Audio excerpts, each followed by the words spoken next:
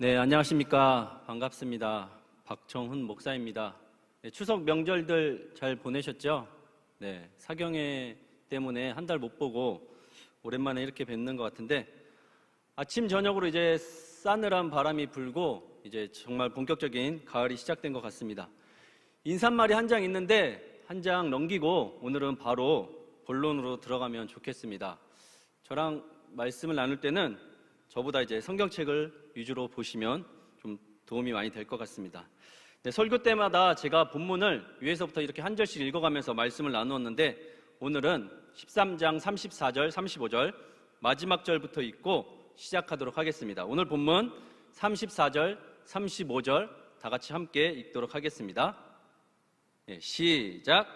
예수께서 이 모든 것을 무리에게 비유로 말씀하시고 비유가 아니면 아무것도 말씀하지 아니하셨으니 이는 선지자를 통하여 말씀하신 바 내가 입을 열어 비유로 말하고 창세부터 감추인 것들을 드러내리라 함을 이루려 하심이라. 아멘.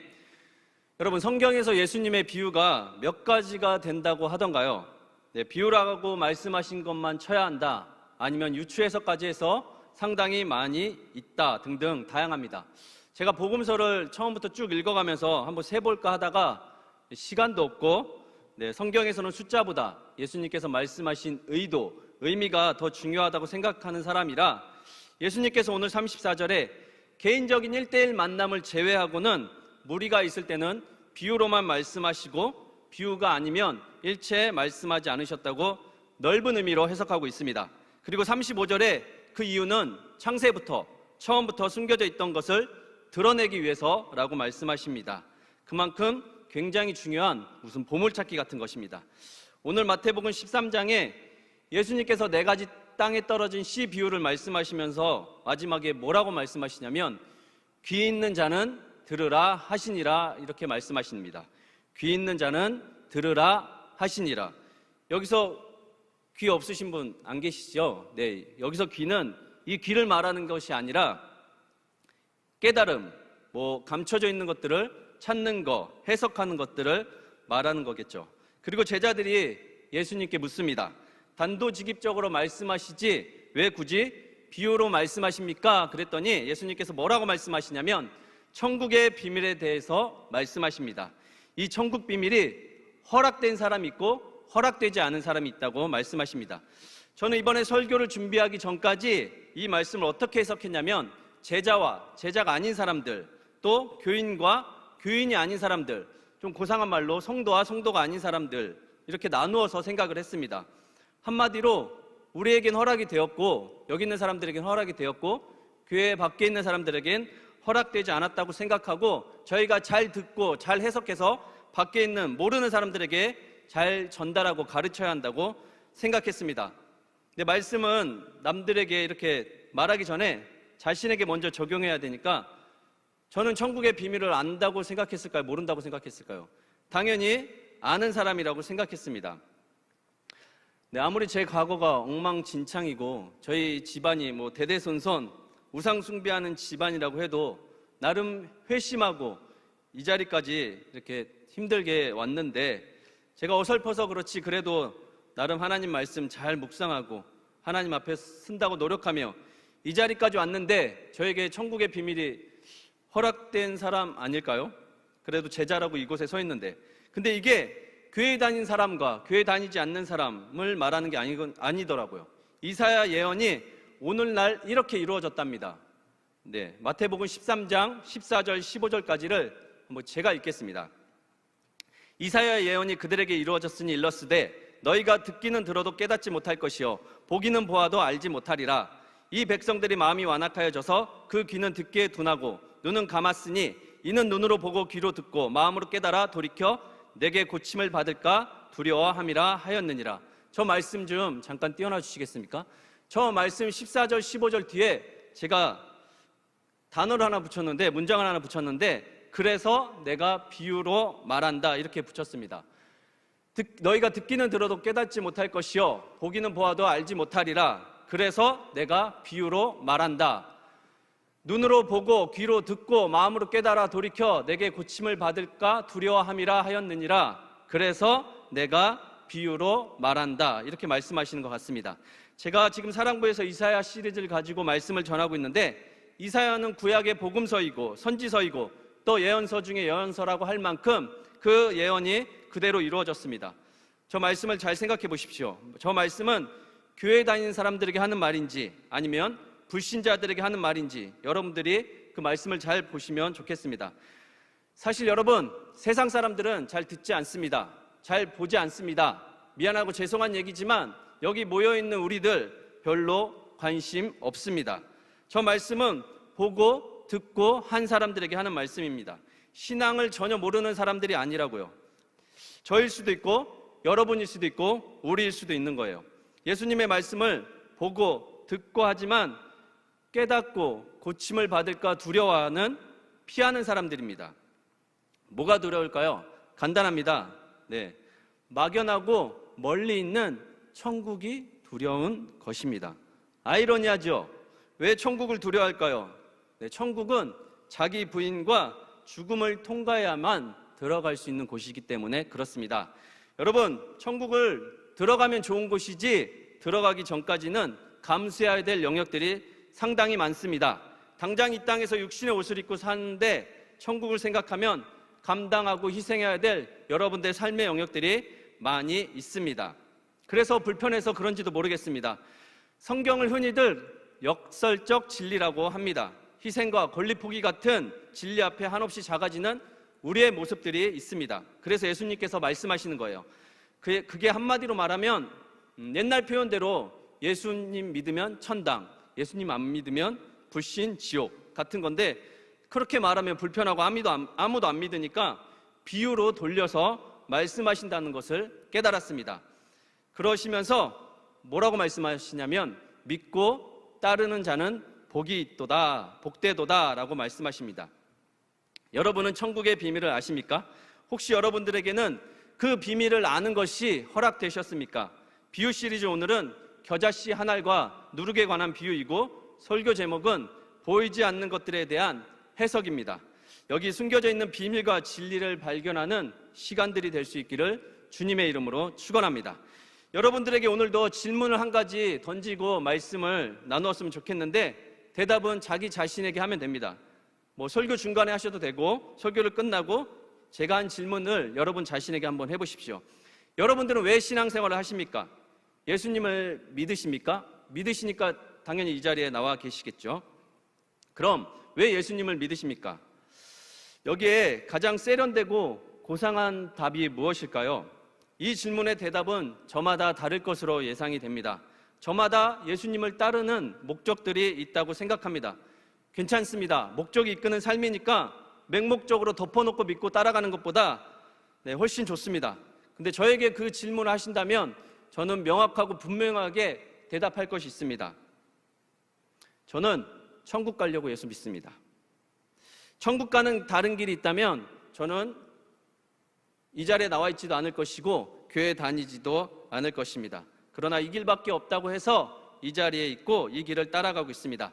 제가 여러분들 앞에서 재작년 첫 부임 때 가나안의 혼인잔치, 예수님의 첫 번째 표적에 관해서 설교를 할 때도 말씀을 드렸던 것 같습니다. 저는 이 땅에서 별로 되고 싶은 것도 없고 하고 싶은 것도 없고 이루고 싶은 것도 없습니다. 교만한 말 같지만 사실입니다. 제 인생의 시나리오에 지금 제 모습은 감히 상상도 할 수 없었습니다. 제가 결혼을 하고 아이를 낳고 교회를 다니고 지금 목사가 돼서 이렇게 이 자리에 서 있다는 것이 한 번도 감히 상상도 해보지 못했던 일입니다. 저희 가문에 있을 수 없는 일입니다. 지극히 평범해 보이는 일상이 지극히 일반적으로 누리고 있는 삶이 누군가에게는 기적과도 같은 일일 수 있습니다. 저는 아시는 분은 아시겠지만 저희 교회가 신앙생활의 처음 시작입니다. 저는 그래서 세상에서 모태신앙이 제일 부럽습니다. 비꼬아서 하는 말이 아니라 진심입니다. 다행히 저희 두 자녀들은 저희 집안의 첫 모태신앙들입니다. 신앙을 선택받고 태어났다는 것이 얼마나 큰 축복인지 모릅니다. 그만큼 살아내는 것은 큰 숙제겠지만 말입니다. 저는 예수님을 영접하고 되고 싶은 거, 하고 싶은 거, 누리고 싶은 거 상당수 많이 누리고 있습니다. 그 모든 것들을 얻었고 누리고 살지만 그 중에서도 제가 예수 믿고 받은 가장 큰 축복은 제가 뭐라고 했던가요? 기억나십니까? 제가 바로 구원받았다는 겁니다. 제가 돌아갈 곳이 있다는 거, 여기가 끝이 아니라는 거, 여기서 눈 감으면 갈 곳이 있다는 거. 저는 이제 이렇게 살다가 하나님 부르시면 언제든지 그냥 올라가면 됩니다. 그곳에서 만나야 할 사람도 있고 보내야 할 사람도 있고 꼭 가고 싶은 곳입니다. 얼마 전에 재미있는 정말 상상 속에서만 생각했던 일들이 뉴스로 이렇게 기사에 올라왔습니다. 암으로 숨진 아내를 남편이 바이오 냉동 기술의 도움을 받아서 영구 보존하고 싶다는 기사였습니다. 방식은 온 몸속의 혈관에 피를 빼낸 다음에 그곳에 그 동결 보존액이란 걸 넣어서 시신의 부패를 방지하는 기술입니다. 보관 연도는 100년까지 보관할 수 있고 금액으로는 1억 5천 정도 든다는 기사였습니다. 남편분께서 갑작스럽게 아내를 이렇게 떠나보내고 괴로웠는데 냉동 보존을 알게 되어서 너무 다행이고 가능할지는 모르겠지만 그곳에 희망을 걸어본다는 기사 내용이었습니다. 그리고 이 주제를 가지고 가깝게 지낸 목사님들과 이야기를 나누는데 정말 저게 실제로 이루어져서 깨어났는데 남편도 없고 자식도 없고 자기만 혼자서 이렇게 깨어나서 산다면 어떨까? 또 그 여성분께서 천국에서 편안하게 안식하고 있는데 다시 부활하셔가지고 다시 또 죽음을 맞이한다면 그 고통이 어떨까? 네, 남의 집안 얘기 함부로 하는 것이 아니라 우리가 정말 순리대로 산다는 것이 무엇인지를 생각하지 않을 수 없었습니다. 저는 이곳이 아무리 좋아도 그것만 못하다고 생각합니다. 그리고 이곳의 삶이 아무리 괴로워도 그곳의 삶이 있기 때문에 괜찮아서 견디곤 합니다. 사경의 셋째 날 안덕우 교수님께서 말씀하셨던 내용이 생각납니다. 주일은 주님의 날이기에 우리의 삶의 주인이 돈도 집도 명예도 아닌 그냥 주님이십니다. 그렇게 고백하기 위해서 모인 날이고 또 부활을 기념하기 위해서 만나는 날이라 옛날에 우리 선진들은 작은 부활절로 주일을 지켰다고 하셨습니다. 왜냐하면 우리는 이 땅에서의 삶이 끝이 아니라 영혼을 바라보는 존재로 이 땅에서 살아가야지 이곳에서의 삶이 다고 끝이면 너무 억울하지 않겠냐 하셨습니다.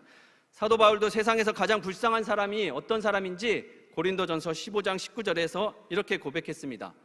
만일 그리스도 안에서의 우리가 바라는 것이 다만 이 세상의 삶뿐이면 모든 사람 가운데 우리가 더욱 불쌍한 자일러라. 아멘. 세상에서 가장 불쌍한 사람은 이 땅에서만 살다 가는 사람입니다.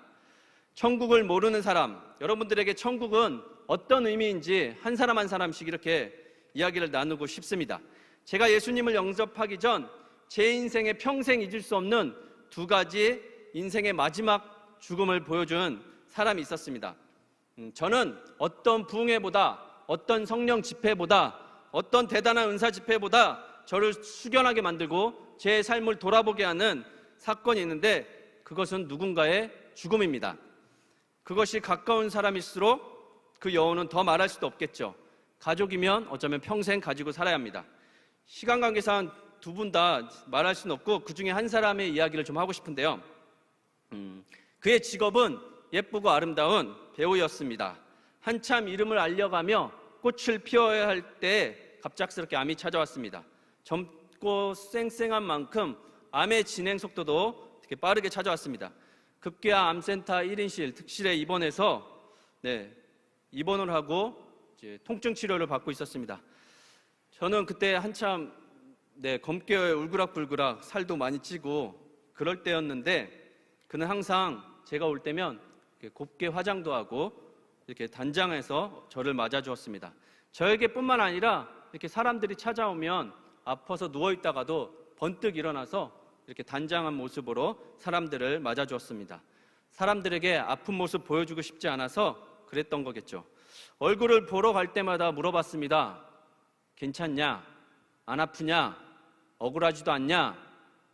누님이 믿는 하나님은 도대체 어디 계시냐? 그렇게 계속 아픈 사람 놔두고 질문을 했었습니다. 근데 오히려 그분은 저를 위로하고 저를 걱정하지 말라고 하고 저를 위해서 기도해달라고 계속 말씀하셨습니다. 예수도 안 믿는 제가 새벽 기도 나가서 막 기도하고 하나님 어디 계세요? 저 누나 좀 살려주세요. 막 그렇게 기도했던 기억이 있습니다. 그렇게 며칠 지나지 않고 끝내 31살 짧은 나이에 세상을 떠나게 되었습니다. 그가 눈 감기 전에 저에게 또 그분의 매니저에게 부탁한 것이 있습니다. 배너 연수막을 2개를 맞춰서 장례 기간 동안 곳곳에 세워달라는 것이었습니다. 그리고 그것의 문구를 그렇게 적어달라고 했습니다. 축, 천국, 환송잔치. 축, 천국, 환송잔치. 저는 그것을 들고 다니면서 세워두었습니다. 네, 장례식장 입구에, 또 발인대, 화장터에서, 또 추모공원에서 이렇게 그것을 들고 다니며 사람들이 보라고 세워두었습니다. 그때는 이해가 잘 안 갔지만 지금 생각해보니 그녀가 떠나는 날 그 남아있는 사람들에게 슬픔 대신 새로운 희망 같은 걸 전해주고 싶었나 봅니다. 실제로 많은 동료 배우들이 그의 죽음을 보고 교회를 다니기 시작한다는 말을 들었습니다. 그리고 그해 겨울 저도 예수님을 영접하게 되었습니다. 그리고 눈이 많이 올 때였는데 이런 고백을 했었습니다. 사실 정말 전에는 사는 것이 너무 괴로워서 살고 싶지 않아서 죽고 싶었는데 이제는 아픔과 슬픔과 괴로움과 그 어떤 후회와 상처도 없는 곳, 또 꼭 한번 안아보고 만나고 싶었던 사람 다시 만날 수 있다는 생각에 천국이 빨리 가고 싶어졌습니다. 그런 천국이 오늘 본문에 뭐라고 표현하고 있는지 우리 31절 말씀 한번 읽도록 하겠습니다. 시작. 또 비유를 들어 이르시되 천국은 마치 사람이 자기 밭에 갖다 심은 겨자씨 한 알 같으니. 아멘. 또 비유를 들어, 예수님께서는 계속해서 천국의 비유를 말씀하시면서 오늘 본문에는 천국을 뭐와 같다고 하시냐면 겨자씨 한 알 같다고 하십니다. 네, 겨자씨 한 알 보이시나요? 보통 1mm 크기라고 하는데 천국이 저 작은 씨 하나와 같다고 합니다. 굵은 볼펜으로 찍은 점 하나 정도라고 할까요? 저는 설교를 준비하면서 겨자씨에 대한 해석들이, 목사님들이 많은 해석들이 있다는 걸 발견하고 겨자 빼고 씨 하나를 계속 묵상했습니다. 그리고 저 작은 씨앗을 뚫어져라 관찰하고 보고 있는데 저 씨앗 안에 뭐가 있는 것만 같았습니다. 오늘 본문 말씀 다시 한번 보여주시겠습니까? 네, 또 비유를 들어 이르시되 천국은 마치 자기 밭에 갖다 심은 겨자씨 한 알 같으니. 아멘.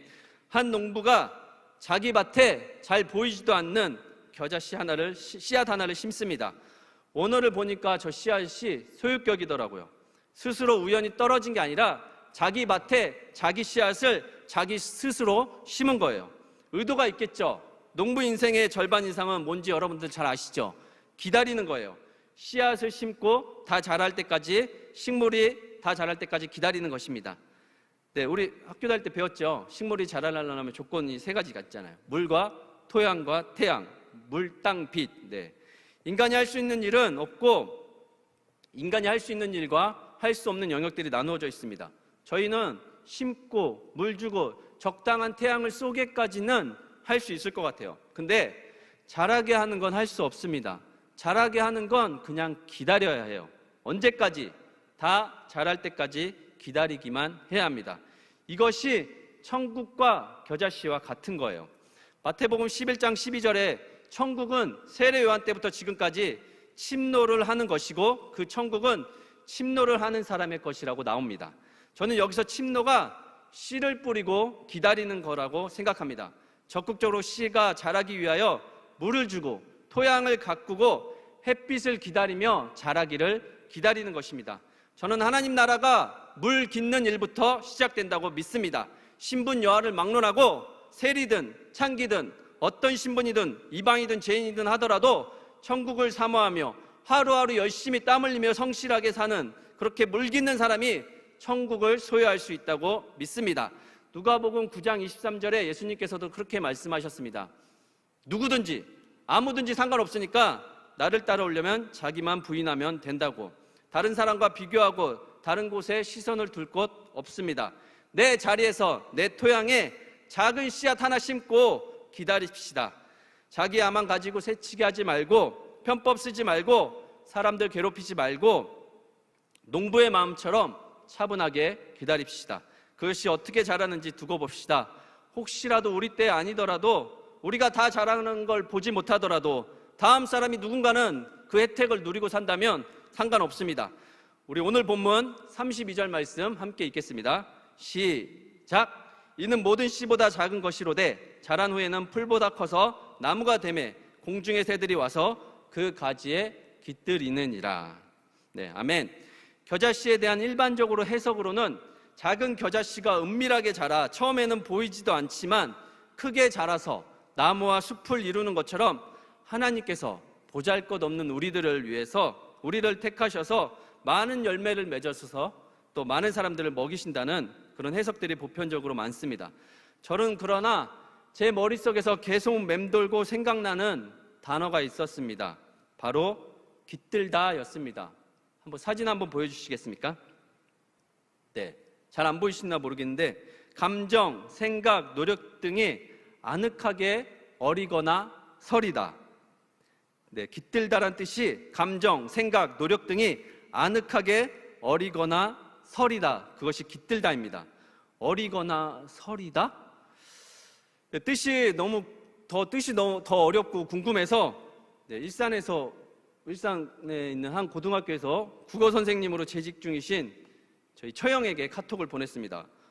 생전 연락도 안 하는데 아쉬워가지고 설교 준비하면서 어리거나 서리다가 무슨 뜻입니까? 하고 이렇게 카톡을 보냈더니 답장이 왔어요. 친절하게도 국립국어원 표준국어 대사전에 있는 뜻을 동사와 형용사 이렇게 나눠서 보내주셨는데 어려운 거 다 빼고 한마디로 어리다는 뜻은 입가의 미소가 어리다, 또 눈가의 눈물이 이렇게 촉촉하게 어리다, 그런 것처럼 어떤 현상이나 기운, 그런 추억 따위가 은근히 배어있는 것, 드러나지 않게 잔잔하게 묻어있는 것이 어리다라는 뜻이고, 서리다라는 뜻은 마치 이렇게 수증기가 모여서 이렇게 끓이면 이렇게 수증기가 막 모이잖아요. 수증기가 모여서 물방울이 되듯이 어떤 생각이나 마음이 자리 잡아 이렇게 간직되어지는 것이 서리다라는 뜻이랍니다.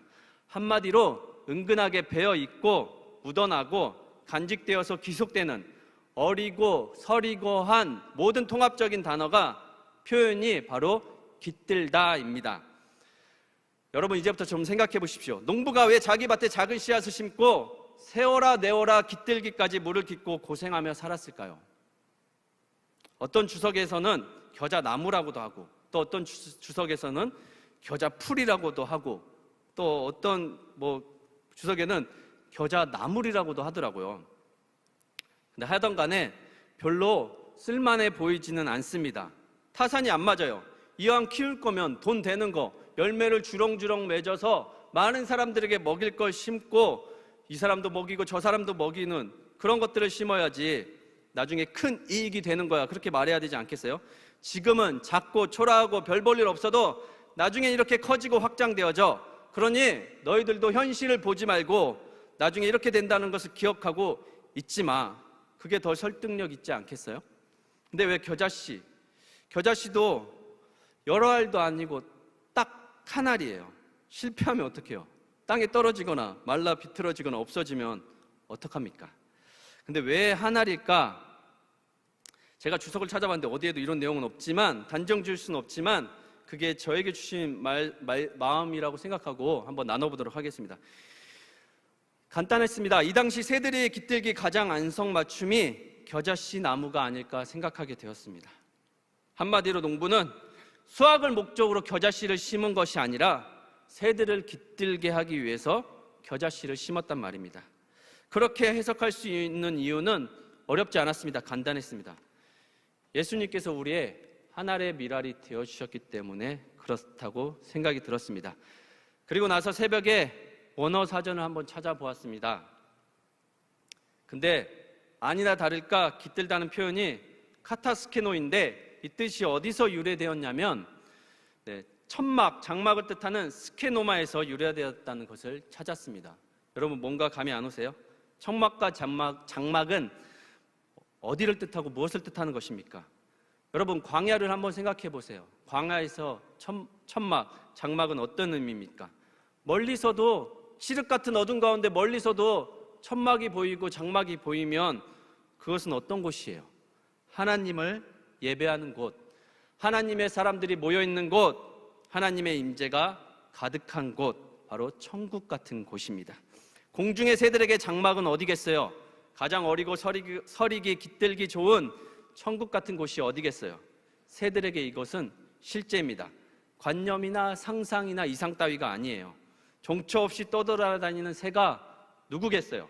그 농부는 누구고 그 겨자씨는 누구고 바로 오갈 데 없는 어디에 둥지를 틀지 몰라 종처 없이 날아다니는 초라한 새가 바로 저라는 생각이 들더라고요. 여러분들은 어떠셨는지 모르겠어요.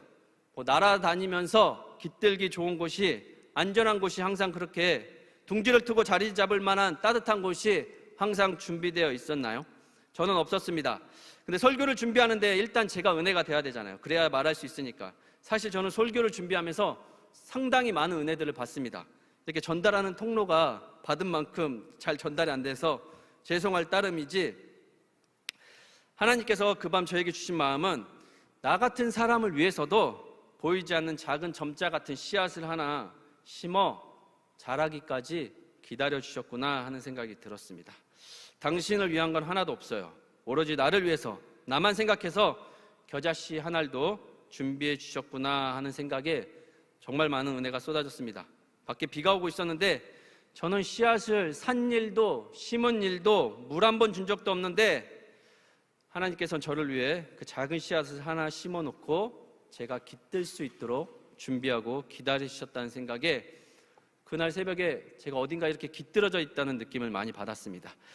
우리가 이 세상을 떠나는 날 영원한 나라 천국이 분명히 존재하고 또 이 땅에서도 우리가 천국에 깃든 삶을 살 수 있는 사람과 공간이 있다면 얼마나 행복할까 그런 생각이 들었습니다.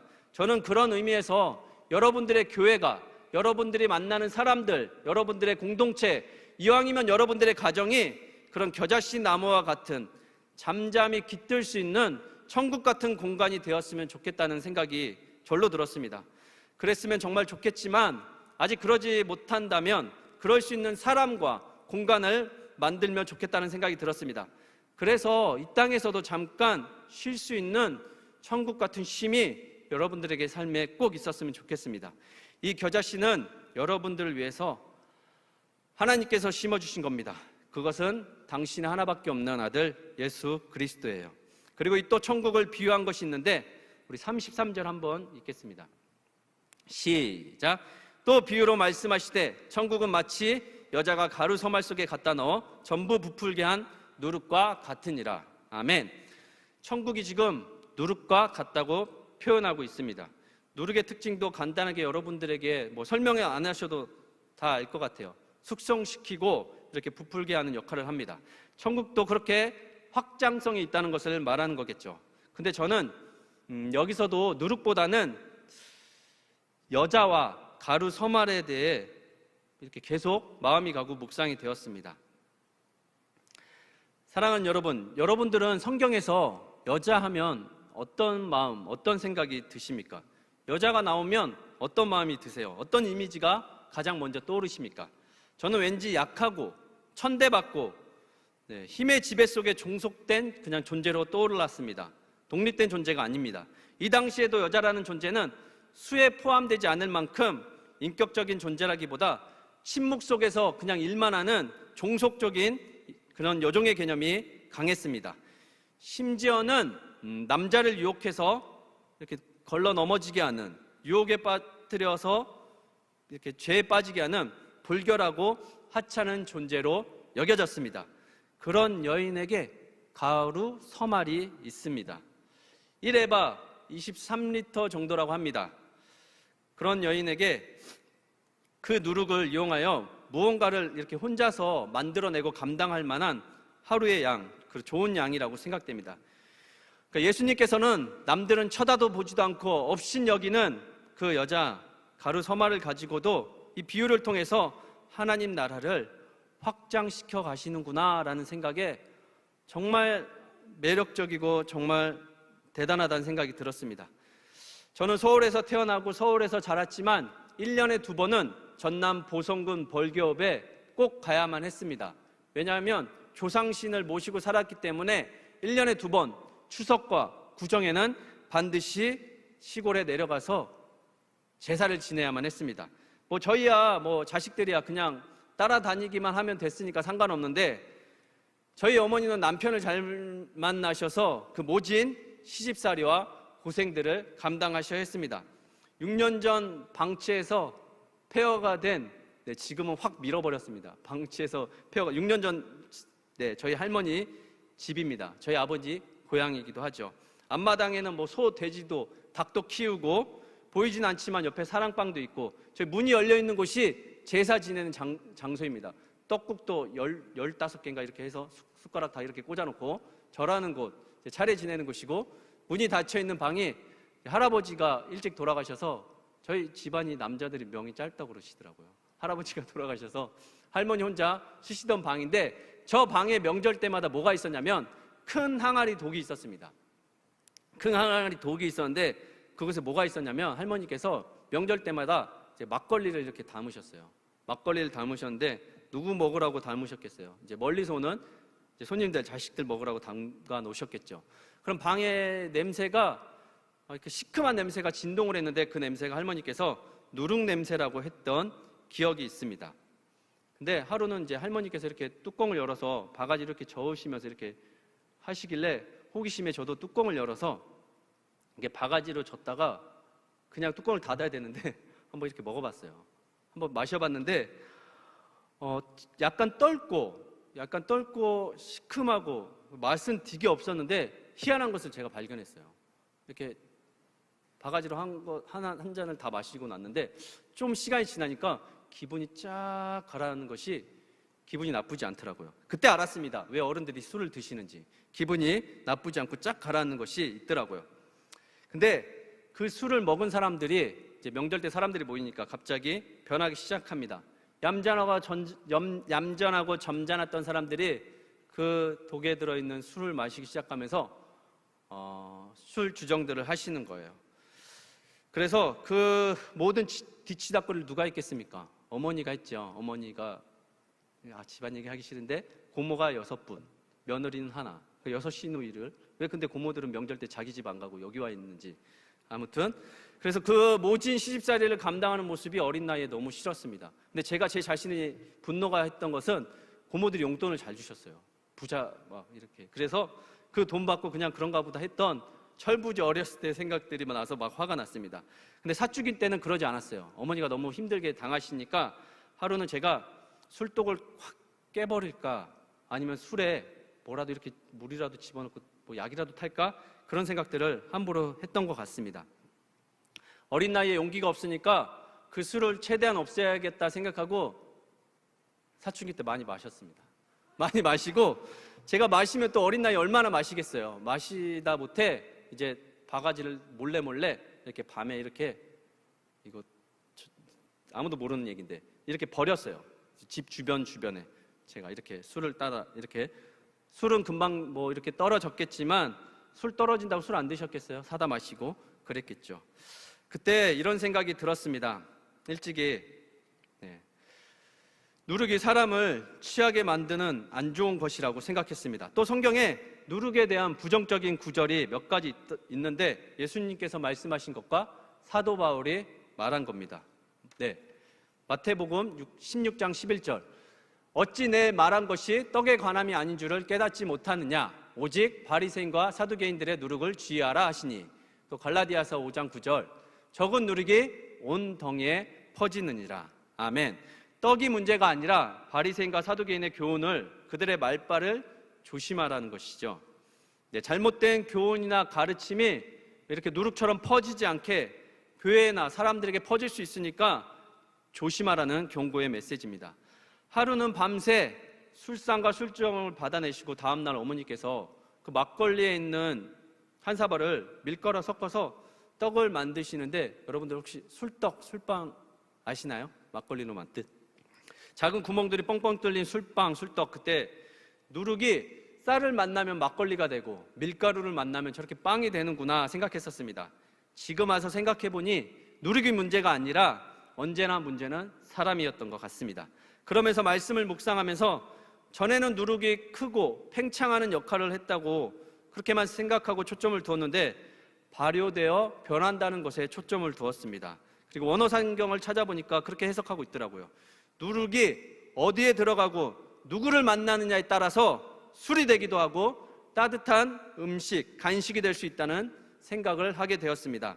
말씀을 준비하면서 출근길에 라디오를 듣는데 전자발찌에 관한 내용이었습니다. 우리나라 현행법에 이제 흉악범들, 강력범죄자들이 출소하고 나면 그들을 대상으로 위치 추적 장치인 전자발찌를 착용시킵니다.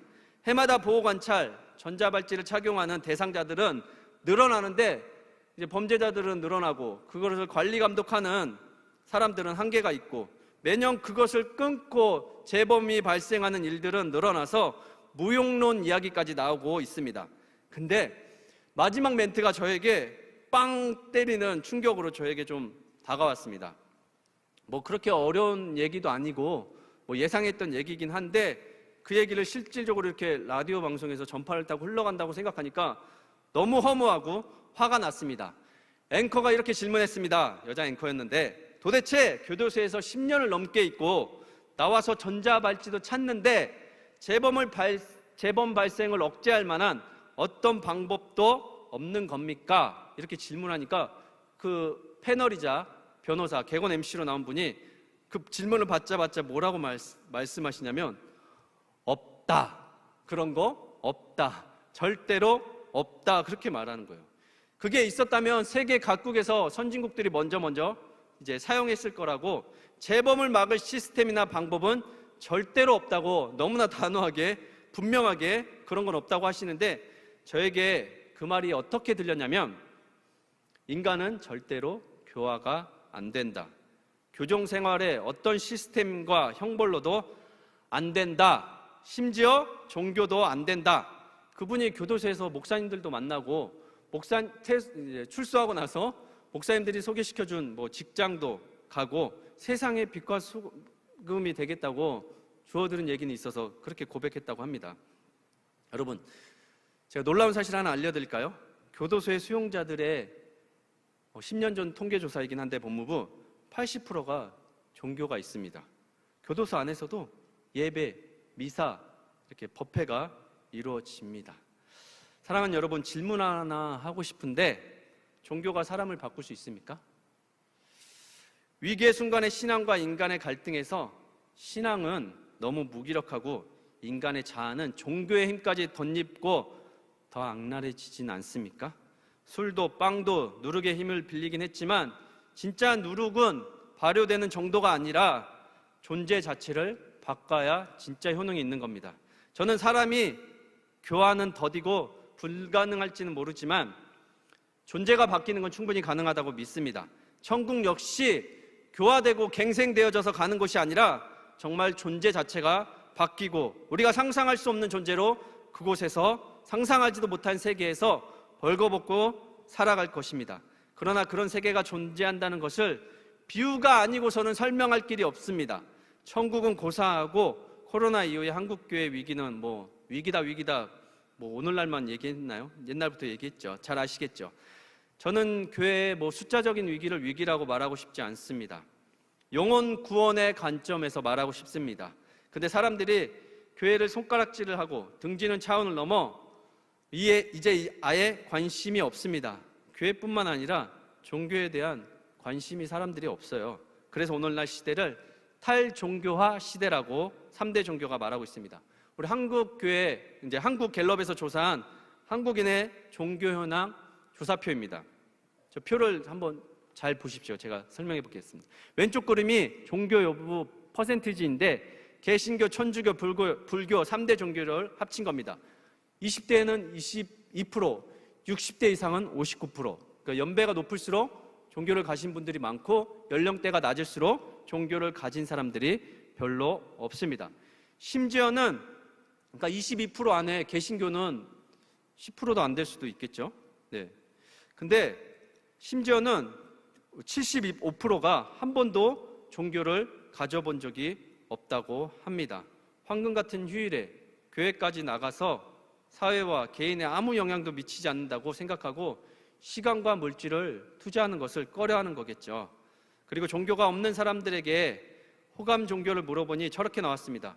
개신교인들은 저렇게 줄고 6%밖에 안 되고 저는 저 6%, 뭐 천주교 13%, 불교 20%를 말하고 싶은 것이 아니라 호감도 61%가 없다. 그러니까 한마디로 종교에 관심이 없다. 무관심이 절반 이상입니다. 네, 75%는 한 번도 종교를 가져본 적이 없대요. 근데 지금이 탈종교화 시대인데 여러분들도 잘 아시잖아요. 세상에서 제일 무서운 게 뭐예요? 무관심이잖아요. 무관심. 지지고 볶고 싸우면 그래도 아직은 가망이 있는데 61%가 종교에 대한, 내세에 대한 구원받고 이러니 저러니 하는 거 관심조차 없다고 나와 있습니다. 여러분들은 어떠세요? 인간이 저마다 종교를 가지고 교회를 다니는, 예수님을 믿는다, 뭐 다르겠지만 예수님께서 이 땅에 오시고 십자가에 못 박혀 죽으시고 우리를 위해서 일하신 목적은 분명합니다. 교회를 다니는 사람들이 예수님의 이름을 많이 훼손한 건 사실이지만 그럼에도 불구하고 예수님을 말해야 하는 이유는 그곳에 우리가 깃들 수 있는 안전한 쉼이 있고 또 이 세상을 떠나 완전한 쉼이 있다는 것을 기억해야 합니다. 그날을 기억하고 그날을 바라보며 소망하며 살아가는 저와 여러분이 되실 수 있기를 기도합니다. 이제 말씀을 마무리하도록 하겠습니다. 반주해 주셔도 좋습니다. 명절을 앞두고 지난주에 제가 설교 준비를 하는데 저는 주로 고요한 밤에 설교 준비를 합니다. 애들이 있으니까 이렇게 조용해야지, 산만해서 아무도 방해 안 하는 조용한 어둠에 이렇게 촛불도 켜놓고 스탠드도 켜놓고 나만의 공간 안에서 이렇게 1시 반쯤 설교 준비를 하는데 갑자기 거실에서 유리창 깨지는 큰 소리와 함께 펑 소리가 짧은 시간에 나는 거예요. 근데 그 소리가 얼마나 컸는지 옆에 자고 있던 아들이 이렇게 그 1시 반이면 깊은 잠에 빠질 시간인데도 뒤척일 정도로 순식간에 크고 깨지는 소리가 굉음이 짧은 시간에 났습니다. 저는 순식간에 뭐라고 생각했냐면 그 보조문 있잖아요. 아파트 보조문, 그걸 누가 유리창을 깨고 들어온 거라고 생각했어요. 제가 순식간에 어떻게 했냐면 핸드폰으로 119를 딱 누르고 제가 핸드폰 이렇게 딱 쥐고 이렇게 종이로 이렇게 많은 막대기 같은 게 있었는데 그걸 딱 들고 문에 바짝 기대서 귀를 댔습니다. 소리가 나는지 안 나는지. 그러니까 이 시간에 깨어있는 사람이 있다. 그리고 제가 그렇게 행동할 수 있었던 거는 안방에서 아내랑 딸이 자고 있었고 그 사람들이 이제 방으로 들어가거나 그러면은 제가 나가서 그냥 머리통을 때려야 되겠다는 생각밖에 없어서 막 그렇게 움직였습니다. 그리고 나서 조용히 문을 딱 여는데 한번 사진 보여주실래요? 네. 저게 액자인데 큰 액자가 떨어져서 유리가 깨진 소리였어요. 큰 액자. 저것이 제가 결혼할 때 선생님들이 저희 부부에게 선물해준 큰 액자입니다. 말씀은 디모데후서 2장 20절 21절 말씀인데 암송하는 구절입니다. 큰 집에는 금그릇도 있고 은그릇도 있고 나무그릇도 있고 질그릇도 있어 하나님께서 귀하게 쓰는 것도 있고 천하게 쓰는 것도 있지만 누구든지 이 그릇에서 자기를 깨끗하게 하면 귀하게 쓰는 것이 되어 모든 일에 주인의 쓰심에 합당하며 모든 선한 일에 준비함이 된다는 그런 말씀이에요. 저희 집안에 이제 새기는 말씀인데 그것이 갑자기 새벽에 떨어져서 큰 굉음 소리를 냈던 거예요. 근데 새벽 1시 반이에요. 근데 유리가 이게 거실 바닥에 다 퍼져 있는데 너무 막막한 거예요. 저것을 어떻게 치울까 너무 막막한 거예요. 왜냐하면 새벽에 이렇게 청소기를 돌릴 수도 없고 또 요새 뭐 쓰레바지나 빗자루가 있는 것도 아니고 그래서 이제 얇은 파일을 장갑을 끼고 슬리퍼를 신고 이렇게 파일로 이렇게 유리를 모으기 시작했습니다. 저거 좀 모아놓은 사진이에요. 이걸 나중에 찍어서 아내한테 보여줘야 되겠다 그러고 찍어놓은 사진인데 이렇게 모으기 시작했습니다.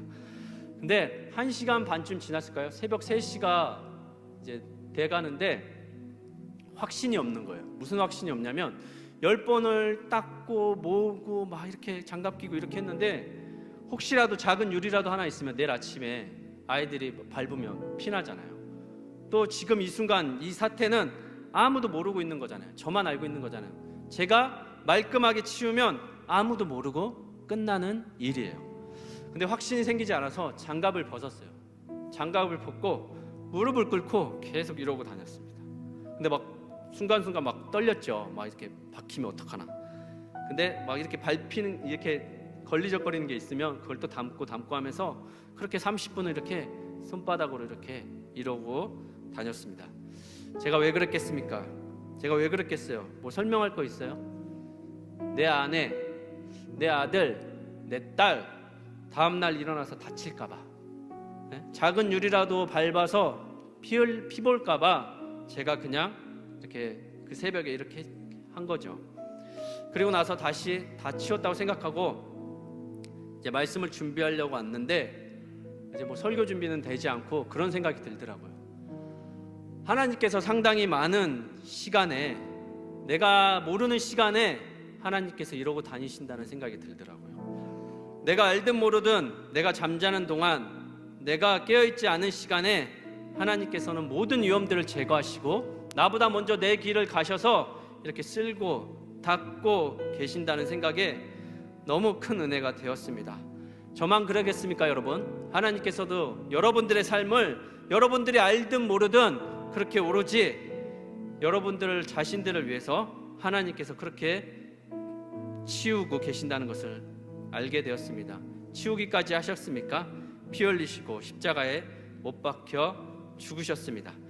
그것이 너무 감사하고 은혜가 되었습니다. 그렇게 하나님께서 우리를 보호하신다는 생각에, 그리고 아침이 오고 분주하게 하루가 시작되는데 새벽에 있었던 일을 아무도 모르는 거예요. 바쁘게 일상이 돌아갑니다. 이제 셋 다 학교를 가야 되니까 아내는 한 이틀이 지나고 나서 액자 어딨냐고 물어보더라고요. 그래서 그 자세한 얘기는 하지 않았습니다. 주님은 그렇게 아무도 모르게 주님의 일을 하시며 매일매일 우리의 곁에 있는 작은 유리 조각도 치우고 계신다는 것을 여러분들에게 전하라고 저한테 그 장면들을 보여주신다고 생각했습니다. 사랑하는 여러분, 여러분들이 알지 못하든 알든 깨닫든 깨닫지 못하든 내가 아는 하나님께서는 상당히 많은 시간 하나님께서 여러분들 곁에 있는 장애물들을 제거해주고 계십니다. 비유로 모든 것들을 설명하고 나타내고 계십니다. 우리가 모를 뿐입니다. 그것을 여러분들 기억했으면 좋겠습니다. 어떻게 해서든 이 코로나 시기에 하나님께서 많은 시간들을 저를 위해서 저를 보호하고 계신다는 것을 기억하고 생각하는 저와 여러분이 될 수 있기를 예수님의 이름으로 기도합니다. 아멘. 우리 찬양하겠습니다. 여러분들의 영혼이 안전하신지 찬양을 하면서 한번 생각해 보셨으면 좋겠습니다. 내 아버지 그 품 안에서 내 영혼은 안전합니다. 우리 다 같이 우리 찬양단과 함께 찬양하도록 하겠습니다.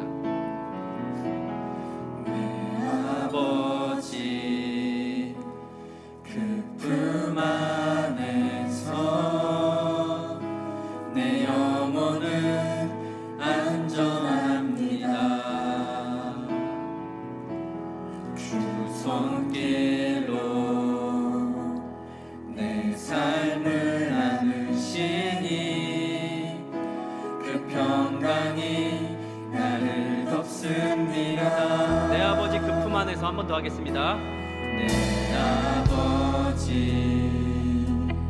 그 품 안에서 내 영혼은 안전합니다. 주 손길로 내 삶을 안으시니 주 손길로 내 삶을 안으시니 그 평강이 나를 덮습니다. 나 비록 넘어지며 흔들리지만 비록 넘어지며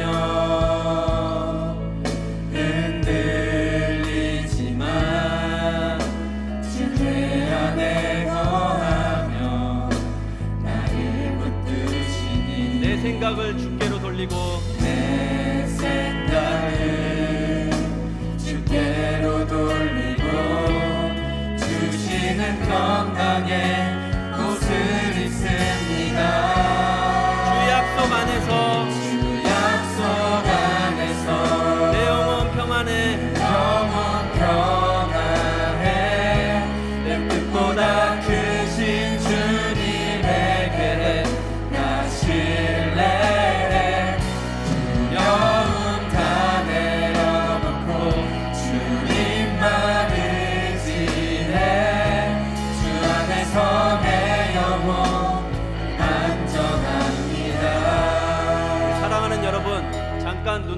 감아 보십시오. 아무것도 보이지 않게 잠깐 눈을 좀 감아 보십시오.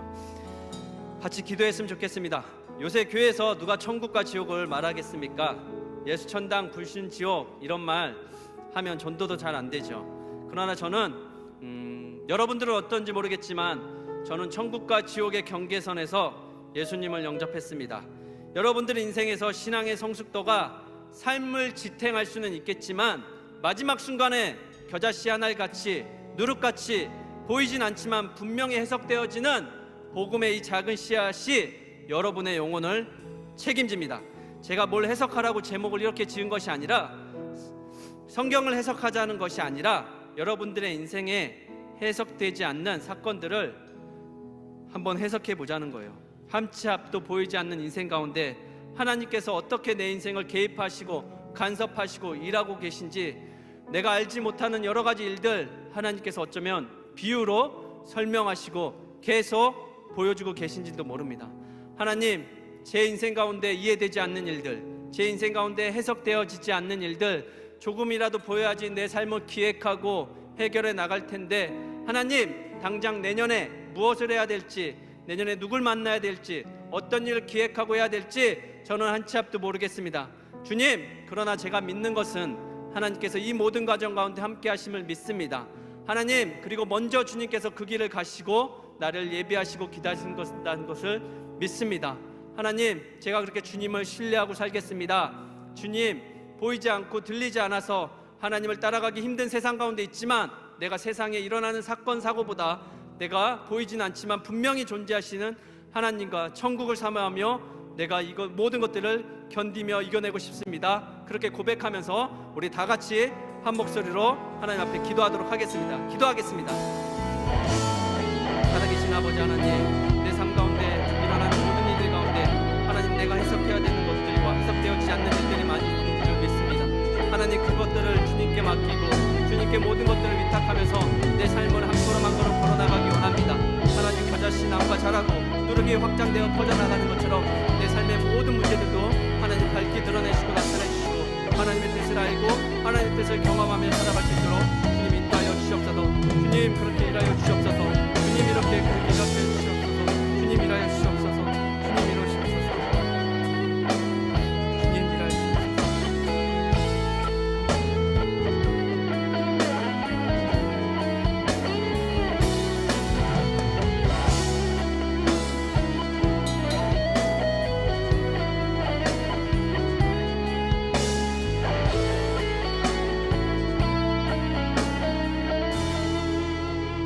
살아계신 하나님, 우리 삶 곳곳에 우리가 알지 못하는 겨자씨 하나들이 곳곳에 숨겨져 있음을 저는 믿습니다. 거기에 깃든 사람도 있고 깃들지 못하는, 그러지 못한 사람도 있겠지만 분명한 건 그 모든 것 우리를 위하여 씨앗을 심고 기다리고 계신 줄 믿습니다. 우리 청년들의 모든 삶의 모든 영역들 가운데 잘 해석되어지지 않는 부분들, 하나님, 겨자씨 나무가 자라듯이 누룩이 이렇게 퍼지고 확장되어지고 그러듯이 존재 자체가 변하듯이 우리의 삶도 하나님 인도하여 주시고 그렇게 변화되는 것들을 발견하고 경험하게 하여 주시옵소서. 그렇게 일하실 주님을 믿고 기대하며 살아계신 예수님의 이름으로 기도드립니다. 아멘. 지금은 우리 주 예수 그리스도의 은혜와 또 하나님의 크신 사랑과 보이진 않지만 지금도 여전히 우리 가운데 내주하시는 성령님의 감화, 감동, 역사, 충만하심이 나의 삶의 모든 문제들을 하나님의 관점으로 해석하리라, 또 이 땅의 전부가 아닌 내가 하늘의 소망을 가지고 살아가리라 다짐하며 나아가는 사랑하는 청년들 위해, 이 말씀을 듣는 모든 사람들 위해 지금부터 영원토록 함께 하시기를 간절히 축원하옵나이다. 아멘.